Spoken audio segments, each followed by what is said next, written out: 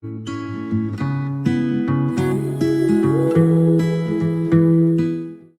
there, Refuge Church. It's wonderful to be with you. We're on episode 4 of this series on the gospel and emotional well-being.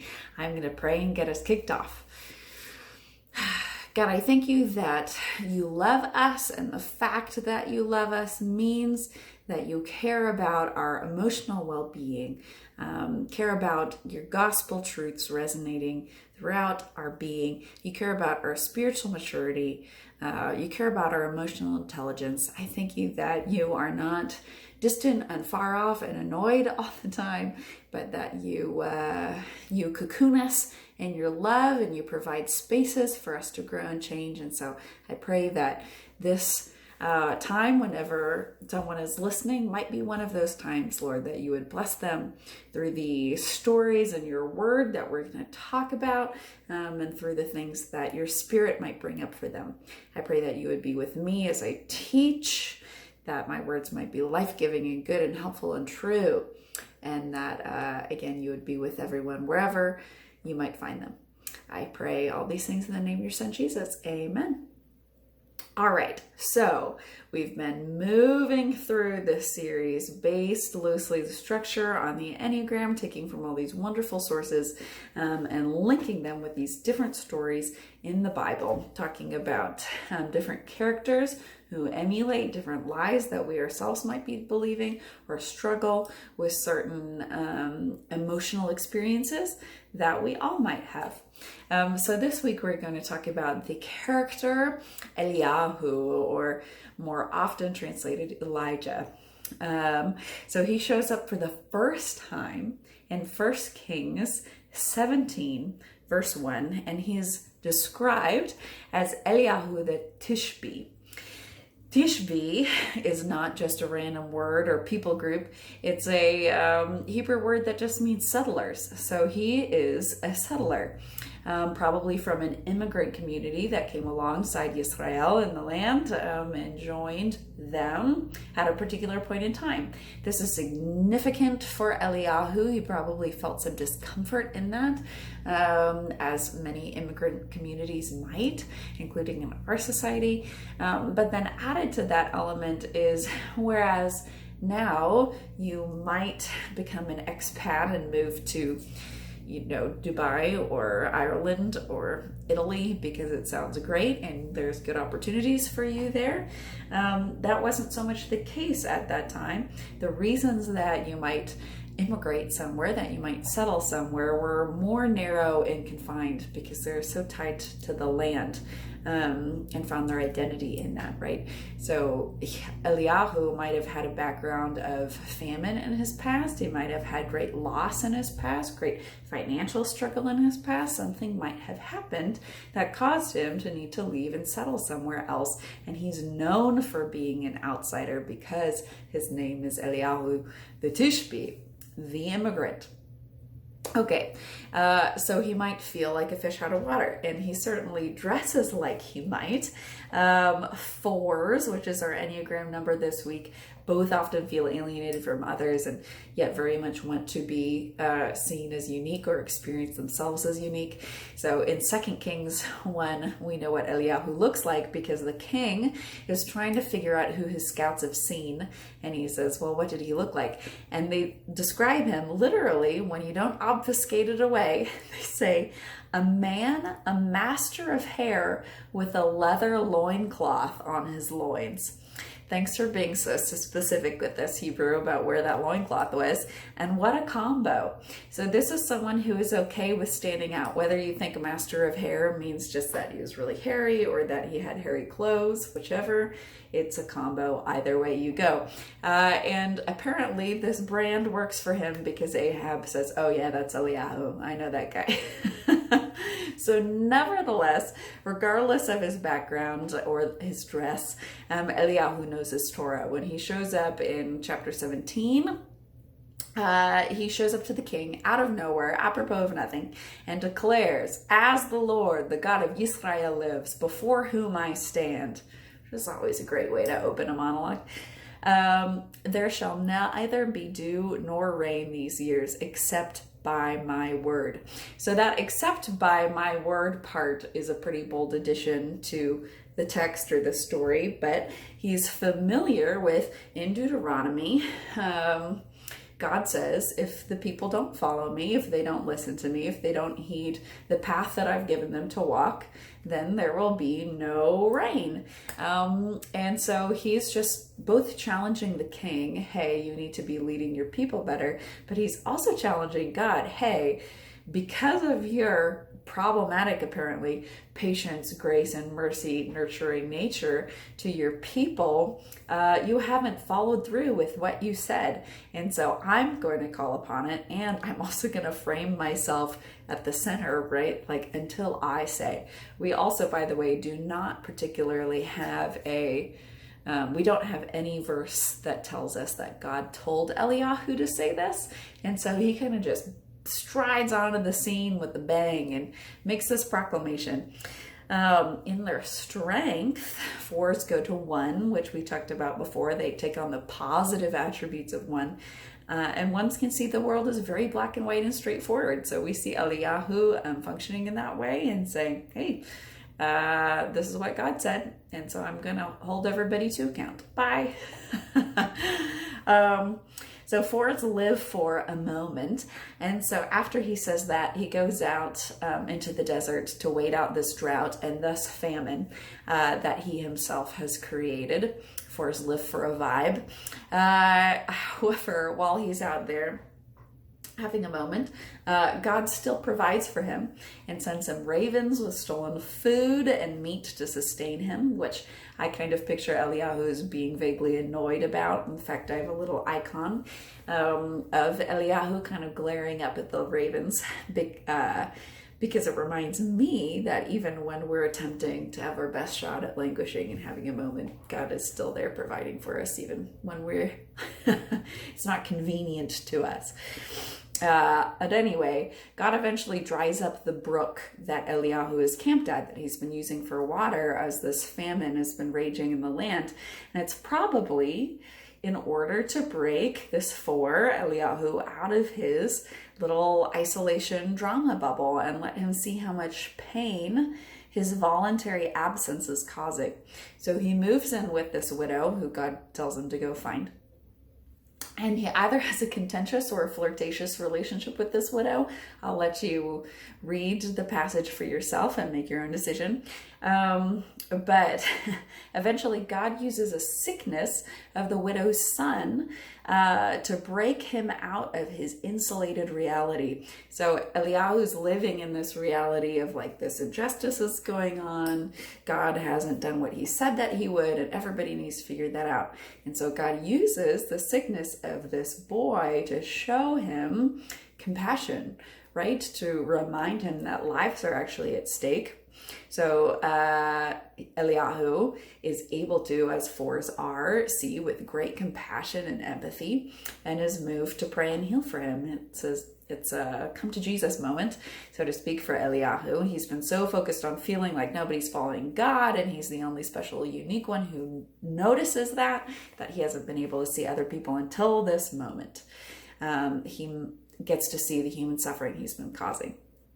So immediately thereafter, right after he prays for this kid and God heals him, God tells Eliyahu to go and see Ahab, this dastardly king of Israel, and to tell him that he's going to end the drought.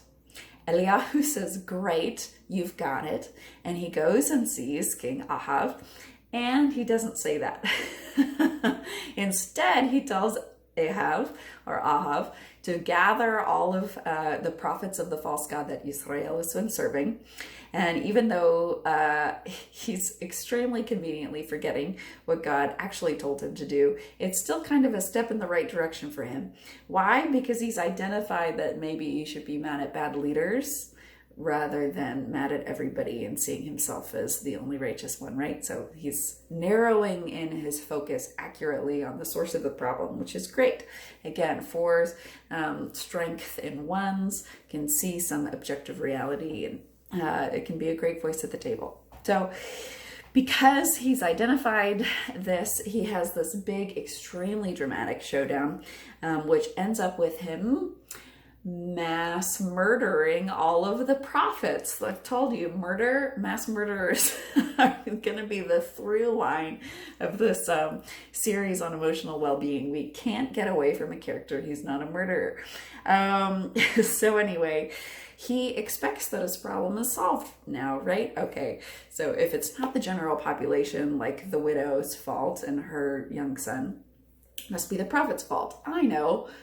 I'll just kill all the prophets. Done and dusted.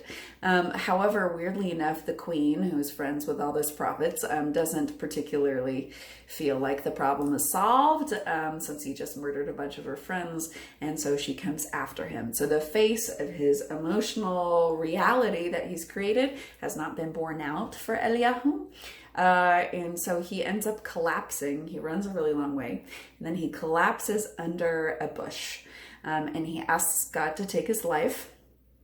And instead, God sends him an angel twice to give him food and to instruct him to take a nap, because God knows the value of calories in napping. You know, humanity, we have specific needs. After he's sustained, he then travels to this mountain cave, and there's this very famous scene in which he's wrapped himself up basically in a blanket, and God shows up in all these big dramatic ways and sends thunderstorms and whirling things, and it's crazy, and God's not in them because he's saying something maybe about dramatic spectacle. Where's the presence of God really? And then he just whispers to him, and it says that God is present in the whisper. And he has this conversation with Eliyahu, and Eliyahu maintains, no, I'm the only one. I'm the only remnant in all of Israel. I'm the only one who loves you. I'm the only one of your people. And I'm all alone and nobody understands me. And God eventually gives him this mission. Then he responds to that by sending him to go and find someone who loves God as well, showing him that this narrative that he's created isn't true.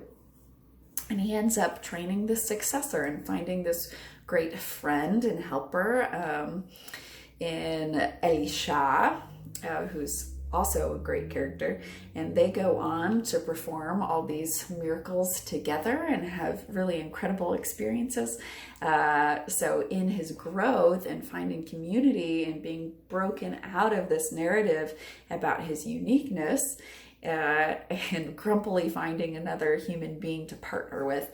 The text says that he chucks his mantle at Elisha while he walks by, and Elisha is like, can I go deal with my family stuff? And Eliyahu is like, why does it matter to me? But they end up being very, very close. And at the end of his life, God gives him the most unique death of all time, a little gift to wherefore he gets to be taken up into heaven in a whirling, fiery tornado cloud with heavenly horses in a chariot. It's wonderful. Again, there's a lot of chapters that I'm summarizing, extremely short. So if you're curious and aren't familiar with the story, the text references are always in the description. Go read, go check it out. It's amazing. So you might be a 4 if you resonated with any of those narratives in that story, but also if your childhood experiences included being abandoned by your caretaker and feeling alone, or feeling unseen, different, or misunderstood by your caregiver, or an actual or perceived loss of love early in life. So like we said, Eliyahu's probably coming from a difficult background, maybe with famine, maybe with war, maybe a fire, maybe an earthquake. We don't know. Those are the main reasons that people travel somewhere else to settle. We talk about that all the time in archaeology. Those are the big 4. What happened here? It's one of those, and those are certainly a pretext for feeling abandoned or feeling unseen, or having a loss of love, right? If he maybe lost somebody in his family, and then moving to a different land, which is very insular and defined by your tribe, your ethnic blood relations, right? Feeling different and misunderstood. So you certainly see that in Eliyahu. Maybe you've had some of those experiences yourself, whether you're 4 or not. So because of these experiences though, the 4 learned, 1, to turn inward, away from isolation toward the safety of feelings, right? So if you feel like your outer world isn't safe, one of the coping strategies you can pick is insulating yourself with this rich emotional tapestry of life that you can live into. Number 2, which is kind of a rephrasing of that, to build emotional walls and retreat into a safe space of imagination. So maybe for Eliyahu, it was, if I just solve this problem, if I just bring this drought, everybody will repent. Everything will be fine. I'll just do that. Awesome. I'm not thinking about the complexities of the world, right? Number 3, Forrest learned from those experiences to create an outer world of beauty and creativity. Many 4s are amazing artists and express themselves in aesthetically beautiful ways. I'm not sure whether leather loincloth really falls into that category, but we'll let it go this time. Number 4, the 4 learned that others might not understand their feelings, right? It's always a clash between an immigrant community and the person with more privilege in that situation who knows the language and knows culture, and there's a disconnect there. Okay, so these learned behaviors were really coping mechanisms so that the 4 could, 1, process the experience of loss through the filter of hopelessness and shame, right? So something really big like losing a parent is going to be a struggle to process for a kid. And so hopelessness and shame is one of the filters that 4s end up gravitating to.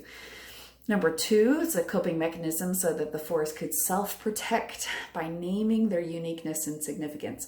I will never be left again if I am just the most special person who's ever lived, right? If I felt invisible and unseen earlier and that caused a loss for me, then I'm going to self-protect by being big and being sparkly and making sure that everyone sees me.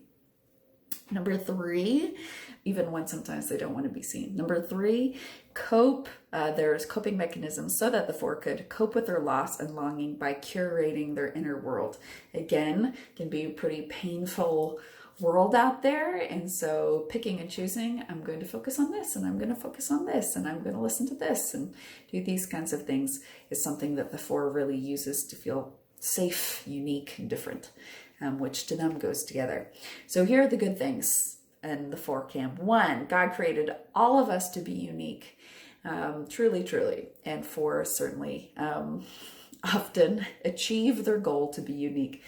Number 2, God created us as deeply sensitive beings, including, despite the John Wayne patriarchy out there, we all feel things on a deep level, no matter how well we've trained ourselves to stuff them away. So God appreciates, and we can appreciate that 4s are able to access feelings and emotions.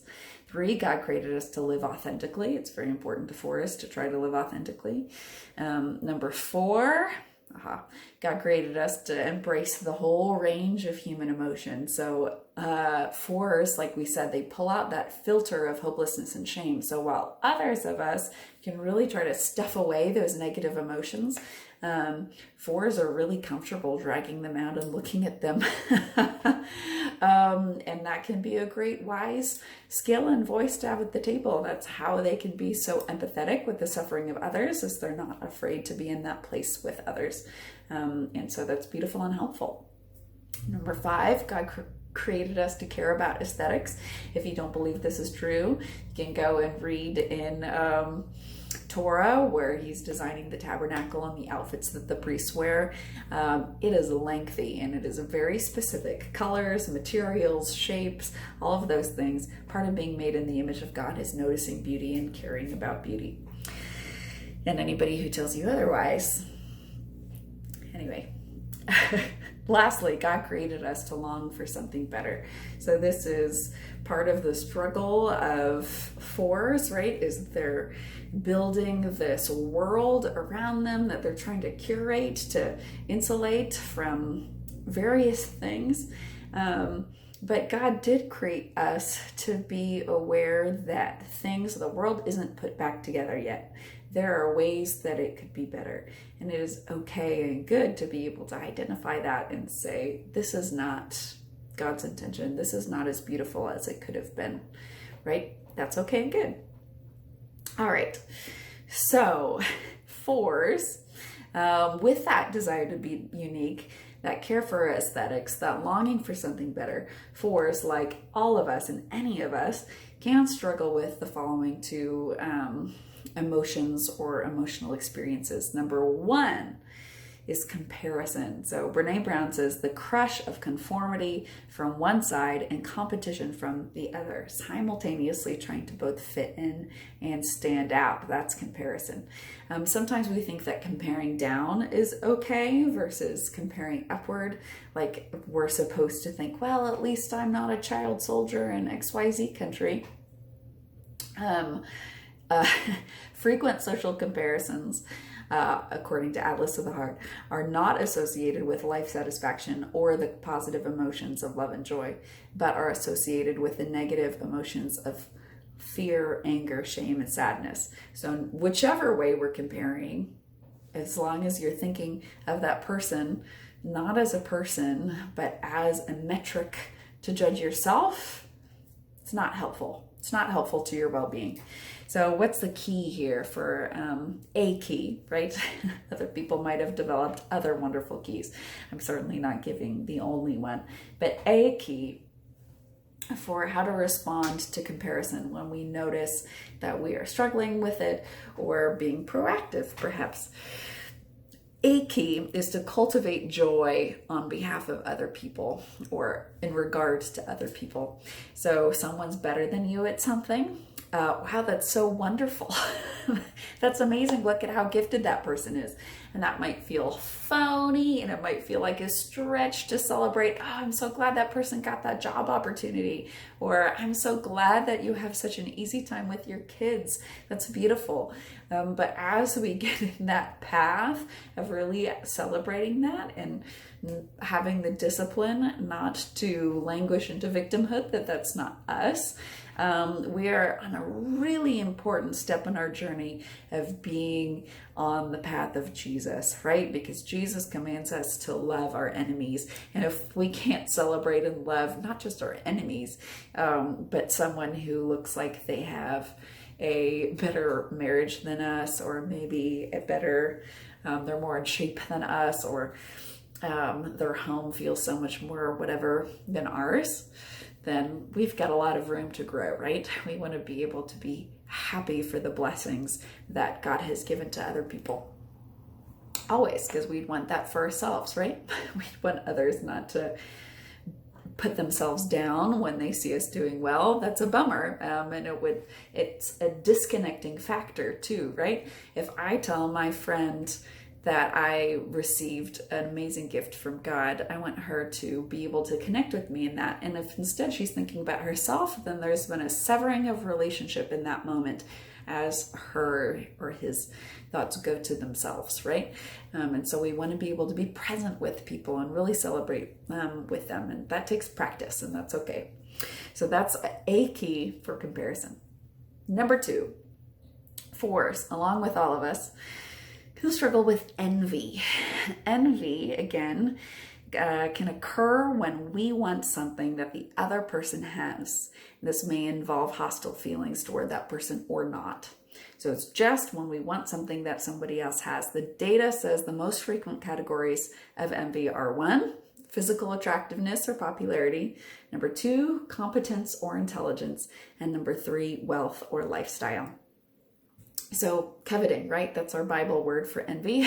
When we see somebody else getting to do something or being received in a certain way or excelling at something, and we just wish that we had that. So what do we do with that? That feels very, especially if hostile feelings aren't involved. We're not mad at the other person for getting to go on that vacation or having that car or whatever it might be.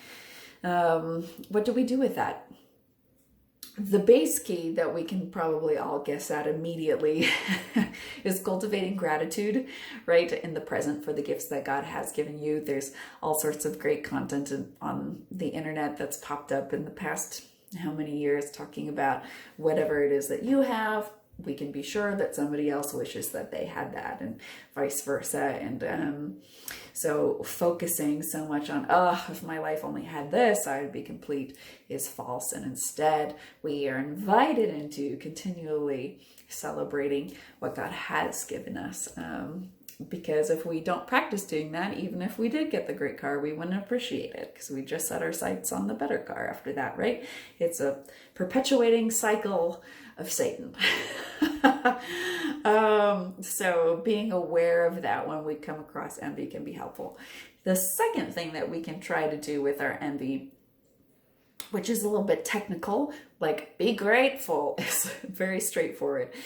But the other thing we can try to do is we can shift into admiration, right? Which is like celebrating from earlier. But admiration is when we see someone's abilities, accomplishments, or character, and it inspires us to be better versions of ourselves. So there's a key, not versions of them. So when you see someone who's really kind, who's really patient with their kids, and always knows just the thing to say to someone, right, character, it's easier to admire maybe than financial things. We can think, wow, I really want to grow in my parenting skills. Or, man, she was really able to handle that situation so well. I would love to get better at that, right? That's different from comparison, because we're seeing something that inspires us, that's exciting to us. Like, oh, that's possible. Oh, cool. I want to trot down that road for myself and see if it holds anything for me, right? So it's not comparison to notice good things about other people. It's a great blessing to be able to see good things about other people, right? Not just to be noticing the negative of, oh, they should be doing this, right? So we can celebrate that. Good job if you tend to notice good things about other people, and making that shift to celebrate that that's what they have. And then also be inspired for yourself to cultivate those things. It's not about a metric of who's better. It's not a referendum on you that someone's really good at something. You can just be inspired about it without having this negative reflection start, right? Just because I think Brene Brown talks about Olympic gymnasts, right? She's not going to feel bad about herself for not being Simone Biles, but she might be inspired to be more athletic because she watches that, and that's great, right? That's the kind of healthy approach to noticing the good things that other people have, rather than sliding into victimhood and anger and envy and discontentment. So, what is the gospel for our fours? What are the lies and the truths that we can focus on together? So lie number one, boom, we only have 3 for fours. So lie number one, it is not okay to be too happy or functional because I am not enough as I am. So how does this work? So the idea is, if I blend into the crowd, no one will notice me. And if I become invisible by not having these big emotional ups and downs and by not looking different, then I might be abandoned again. So I have to stage these big things. The stereotypical example would be like a teenager stomping home in their goth outfit and slamming the door behind them and locking it and blasting whatever music throughout the house, right? It's this leave me alone, but also give me attention. Most of all, know that I'm not okay, right? This blend. It's not okay to be too happy or functional because I am not enough as I am, could be the lie behind that kind of behavior. So the truth is, it is okay to be happy and functional. That's what God and everyone around you who loves you desires for you. Liz Carver and Josh Green are the people who do the childhood things. Put it this way: every time you have become enslaved to your emotional life, you forfeit functioning in the real life you have been given. Your emotional depth is a gift, but it is not an excuse to not show up to your real responsibilities. Despite your inner voice, you do actually matter in your life, and the way you show up has very real impacts on the people around you. Listen to that multiple times. So Eliyahu was given specific tasks by God, right? He's a prophet of the Lord, and he was able to show up for those, but he was also tanked out by this false emotional reality so much that it incapacitated him from doing the mission that he was given. And because he was being self-absorbed in that reality, people died in a famine because of him, right? That's not ideal. So the truth behind this lie, it's okay to be happy and functional because God will not abandon you. No matter who you lost in your past, God is not leaving you or forsaking you. The Psalms say that even if you take the wings of the morning and fly beyond the outer rim of the sea, or if you make your bed in Hades itself, God will still be with you. And the further good news is he's sufficient, right? It's like if God was just okay, then that's not that comforting, but God is sufficient. His flourishing relationship with him is sufficient for everything that can possibly be lost. So that's line number one. Line number two, fours might struggle with, but also anyone. I am my feelings and no one will ever understand me.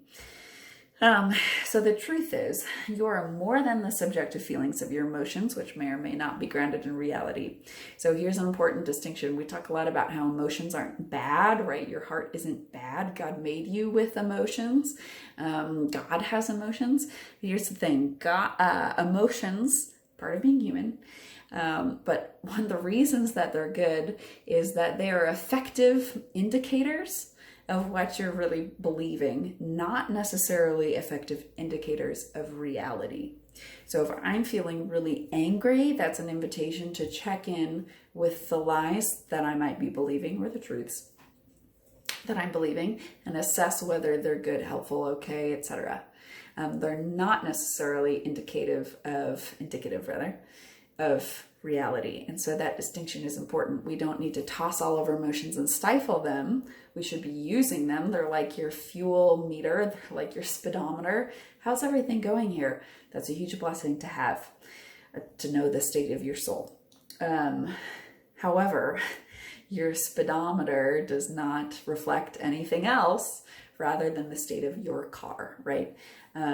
So that's really important for us to remember. But here's the more beautiful truth is that God understands your feelings and God understands who you really are. So despite your emotions not being your identity, God understands both. Jesus came to earth, experienced all these things that we experience, and has real empathy. He's omniscient. He knows exactly what you're feeling.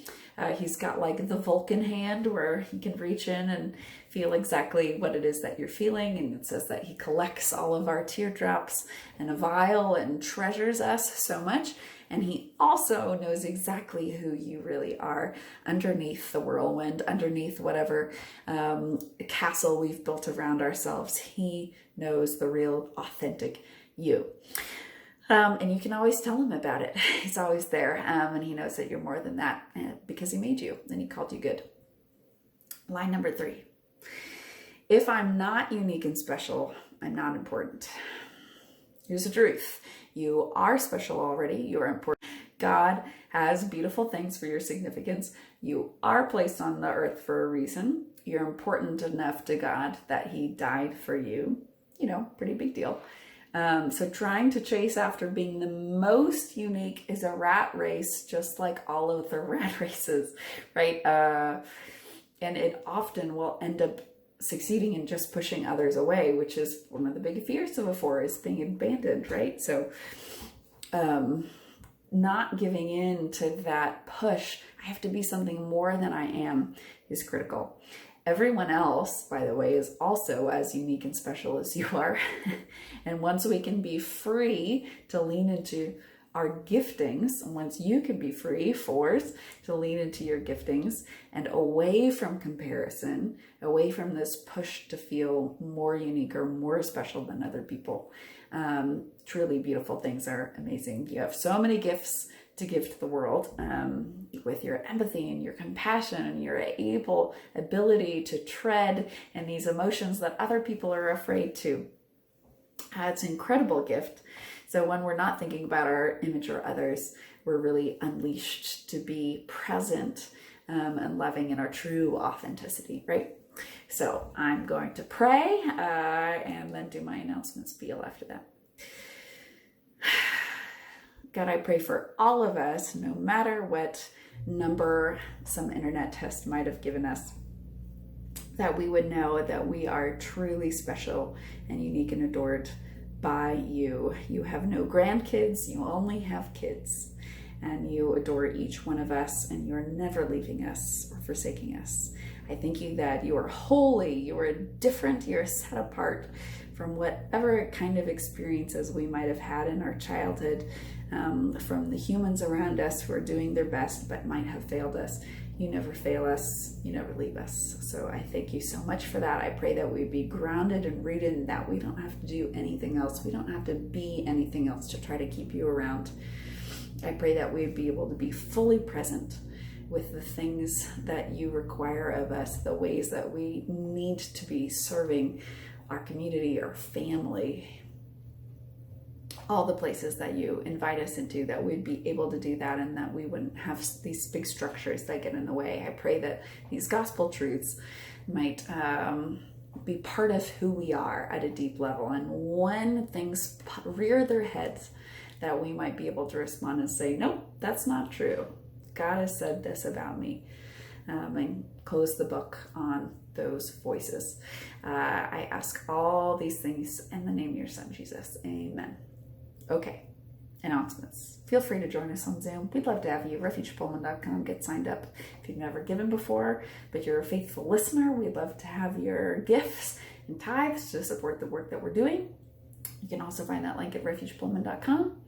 And I believe that is it. If you're in the Pullman area, we're having movie night Sunday night.